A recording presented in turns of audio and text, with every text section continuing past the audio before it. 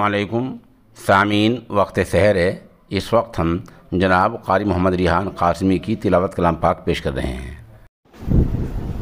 وسارعوا إلى مغفرة من ربكم وجنة عرضها السماوات والأرض أعدت للمتقين الذين ينفقون في السراء والضراء والكاظمين الغيظ والعافين عن الناس والله يحب المحسنين والذين إذا فعلوا فاحشة أو ظلموا أنفسهم ذكروا الله فاستغفروا لذنوبهم ومن يغفر الذنوب إلا الله ولم يصروا على ما فعلوا وهم يعلمون أولئك جزاؤهم مغفرة من ربهم وجنات تجري من تحتها الأنهار خالدين فيها ونعم أجر العاملين قد خلت من قبلكم سنن فسيروا في الأرض فانظروا كيف كان عاقبة المكذبين هذا بيان للناس وهدى وموعظة للمتقين ولا تهنوا ولا تحزنوا وأنتم الأعلون إن كنتم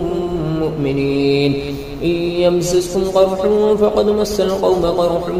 مثله وتلك الأيام نداولها بين الناس وليعلم الله الذين آمنوا ويتخذ منكم شهداء والله لا يحب الظالمين.